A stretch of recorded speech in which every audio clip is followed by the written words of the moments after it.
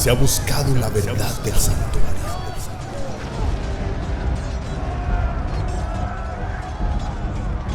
Confusiones y dilemas han surgido a lo largo de los tiempos. Sin embargo, Dios, por medio de los profetas, ha quitado el velo de la duda, mostrando así los propósitos de su ley.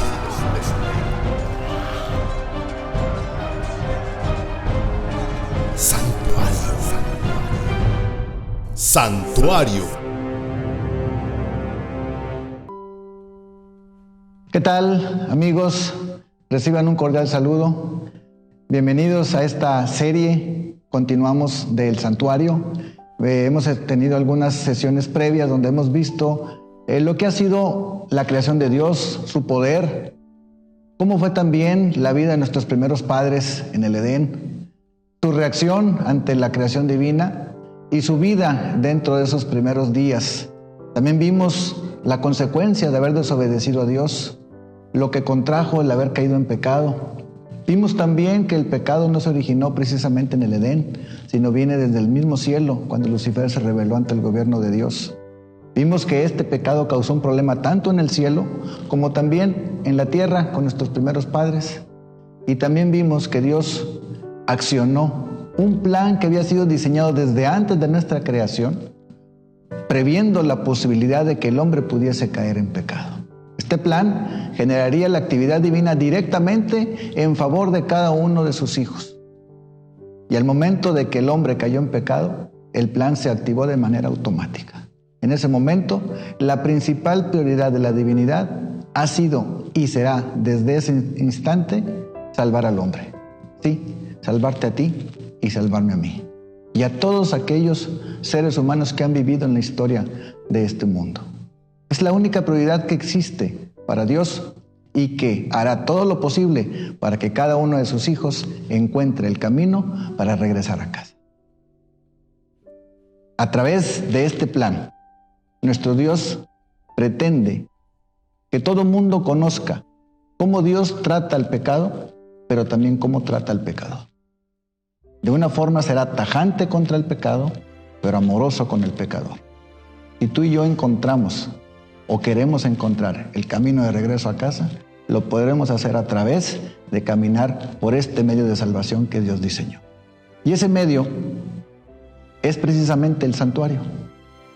Una doctrina tal vez no tan estudiada por muchos grupos religiosos, pero que ahí está en la Biblia, está registrada y quedó registrada precisamente para la enseñanza de cada uno de nosotros.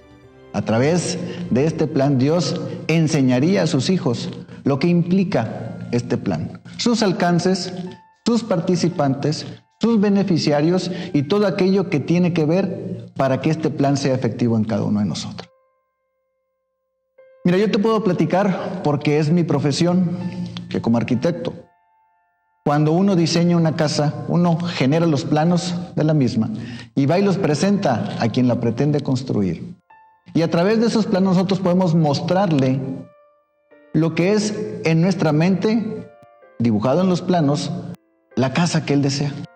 Obviamente obtuvimos ideas de él o de su familia de cómo quisiera su casa y nosotros la transformamos en un plano. Pero a veces los mismos planos no se explican tan fácilmente. A veces las simbologías particulares de un plano no son tan explicadas o tan entendidas por gente que no conoce este lenguaje. Claro, seguramente con el tiempo lo puede aprender. Pero al ver la complejidad de esto, muchas veces ante la misma duda, al ver un plano de lo que se está poniendo y plasmando, a veces es necesario no nada más un plano, sino hacerle una maqueta. Enseñarle una casa en miniatura donde pueda ver los espacios, las proporciones y los diferentes lugares que va a tener su casa. Bajo este mismo esquema, Dios trabajó con nosotros en ese sentido. A veces entender el plan de salvación para nosotros en la planificación misma del plan no ha sido tan fácil entenderlo. De esa manera Dios previó y proveyó una manera de que nosotros lo pudiéramos entender en la vida misma y en la práctica. Es por eso que Dios pidió a Moisés que construyese un santuario réplica del mismo santuario celestial, para que nosotros pudiésemos vivir y coexistir en este sistema y aprender día a día lo que implica la salvación. De esa manera es que se construye este santuario como réplica del mismo santuario celestial, que ahorita vamos a ver más a detalle, para que cada uno de nosotros empecésemos a practicar y a entender cada proceso, cada paso que se tiene que dar para que la salvación sea una realidad en ti y en mí. Es bajo este esquema que vamos a empezar nuestro repaso del día de hoy, en esta serie, donde vamos a ver en esta y el siguiente serie lo que implica cada elemento que Dios pidió que se construyese en el santuario terrenal. Y va a ser muy importante que tengamos siempre en mente que todo aquello que se pidió se construyese en el santuario terrenal existe en el santuario celestial. El santuario terrenal es una réplica fiel y exacta de lo que existe en el santuario celestial. Y cada una de las cosas tiene una implicación propia y directa y personal que tiene que ver con el plan de salvación.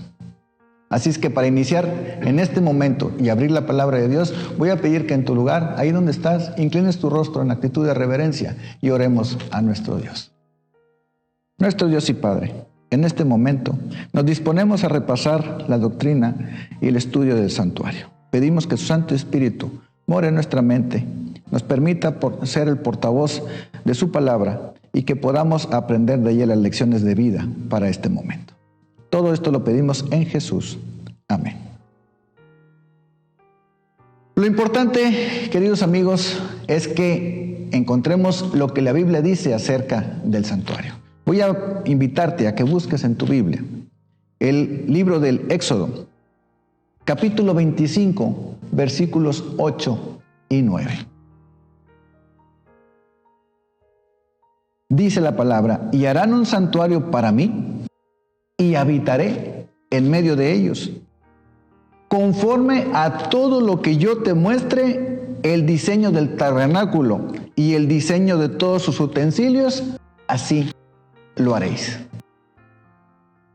La implicación en este texto, si lo vemos así entre líneas, ¿cuál era el principal propósito al construir el santuario?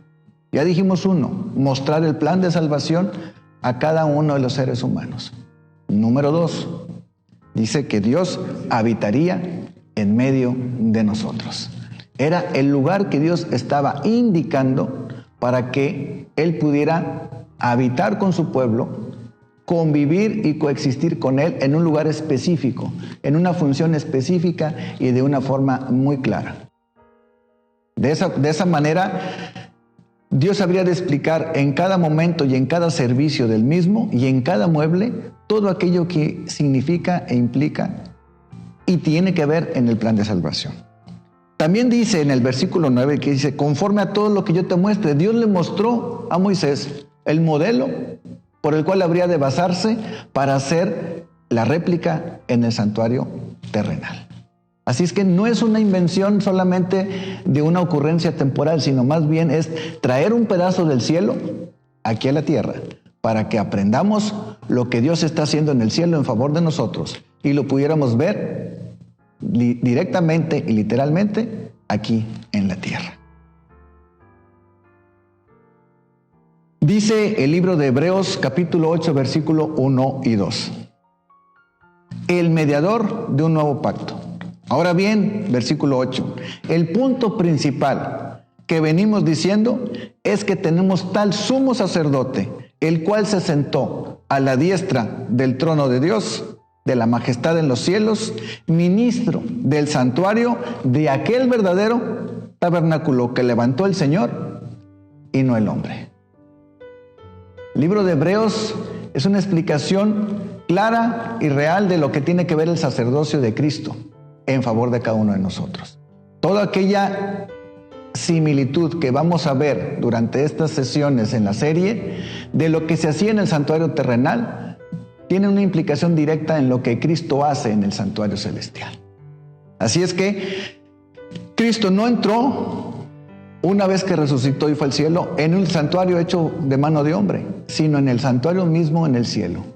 fue a continuar su ministerio en el cielo. Vamos a ver, conforme avancemos en el estudio, cómo el plan de salvación tenía diferentes lugares donde se habría de aplicar, pero todo en relación al servicio mismo del santuario. De tal manera que vamos a empezar a ver en dos sentidos lo que era el santuario terrenal. Primero, en esta sesión vamos a ver lo que tiene que ver con la estructura propia del edificio y sus alrededores. Las condicionantes en las que se tenía que construir, los materiales que tenía que tener y las formas muy claras y específicas que Dios le dio a Moisés para que se construyese ese santuario aquí en la tierra. Y después veremos en la siguiente sesión lo que tiene que ver cada uno de los muebles y su implicación y función.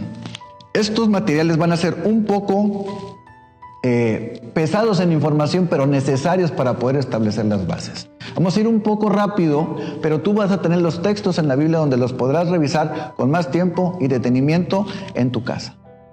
Acuérdate que la palabra de Dios se trata de escudriñarla, no solamente de escucharla. Así que yo te voy a invitar, lo que estamos dando aquí son las bases propias de una doctrina que está plenamente registrada en la Biblia y que cada uno de nosotros tendrá que ir a buscar las lecciones propias de vida para cada uno. Así es que lo primero que tenemos que entender es que el santuario, al construirse aquí en la tierra, era con indicaciones propias que Dios le dio directamente a Moisés. Y constaba de tres partes principales: el atrio, el lugar santo y el lugar santísimo. Esos eran los tres elementos principales que limitaban el área física de lo que habría de ser el santuario o bien el tabernáculo, donde Dios habría de existir y coexistir en medio de su pueblo. También no debemos olvidar que Dios eligió a un pueblo para que lo representase aquí en la tierra. Ese pueblo era el pueblo de Israel. Ese pueblo Dios no lo adoptó de una manera circunstancial. Dios pudo haber adoptado a cualquier pueblo, cualquier nación de la tierra. No, Dios lo creó desde el momento en que le prometió a Abraham una descendencia tal, la cual fuera igual o mucho mayor de aquellas estrellas que estaban en el cielo en el momento en que Dios se lo promete a Abraham. Dios habría de hacer una nación de este gran patriarca. Y de esta forma Dios fundaría una nación que lo representase a través de la línea sucesoria y genealógica de Abraham y hasta cuando Cristo venga. De esa línea genealógica habría de nacer Jesús en algún momento de la historia para continuar con el plan de salvación. Y esta nación era la que en este momento, después de haber salido de Egipto, de haber estado en esclavitud por más de 400 años, ahora tendrían la responsabilidad, primero, de representar a Dios aquí en la tierra. Segundo, de ser los portadores de las bendiciones de Dios para los demás pueblos. Y tercero, de tener dentro de su territorio ese santuario donde Dios había de coexistir junto con ellos. Todas estas lecciones habrían de ser en favor de su pueblo y todas las bendiciones a favor de este pueblo podrían y deberían haber sido también de bendición para los pueblos que estaban a su alrededor. Sí, el evangelio de Jesús, el evangelio de la salvación, habría de también predicarse a todos aquellos pueblos paganos que existían en aquel tiempo. Y claro, es por eso que una de las principales indicaciones que Dios dio para la construcción de este templo es que la entrada principal tenía que estar precisamente viendo hacia el oriente.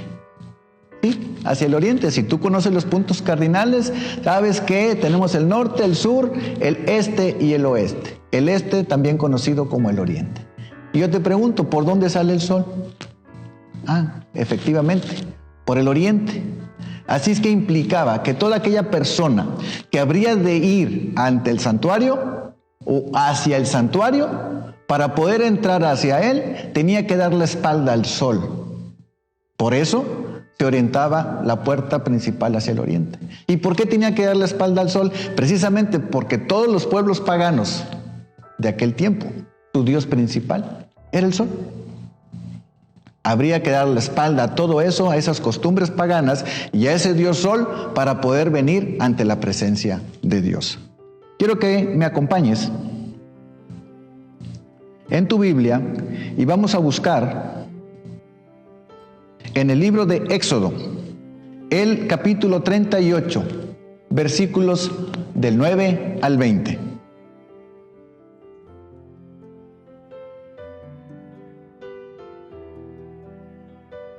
Hizo asimismo el atrio del lado sur al mediodía. Las cortinas del atrio eran de 100 codos de lino torcido. Sus columnas eran 20, con sus 20 basas de bronce. Los capiteles de las columnas y sus molduras de plata. Y del lado norte, cortinas de 100 codos. Sus columnas 20, con sus 20 basas de bronce. Los capiteles de las columnas y sus molduras de plata. Del lado del occidente, cortinas de 50 codos, sus columnas 10 y sus 10 basas y los capiteles de las columnas y sus molduras de plata. Del lado oriente al este, cortinas de 50 codos. A un lado, cortinas de 15 codos, sus 3 columnas y sus 3 basas. Al otro lado, de uno y del otro lado de la puerta del atrio, cortinas de 15 codos, con sus 3 columnas y sus 3 basas. Todas las cortinas del atrio alrededor eran de lino torcido. Las basas de las columnas eran de bronce. Los capiteles de las columnas y sus molduras de plata. Asimismo, las cubiertas de las cabezas de ellas de plata. Y todas las columnas del atrio tenían molduras de plata. La cortina de la entrada del atrio era obra de recamador, de azul, púrpura, carmesí y lino torcido. Era de 20 codos de longitud. Y su anchura, o sea, su altura, era de 5 codos, lo mismo que las cortinas del atrio. Sus columnas eran 4, con sus 4 basas de bronce y sus capiteles de plata, y las cubiertas de los capiteles de ellas y sus molduras de plata. Todas las estacas del tabernáculo y del atrio alrededor eran de bronce. Quiero que tomes en cuenta los materiales, porque esto va a ser bien importante cuando empecemos a ver los significados. Oro, plata y bronce.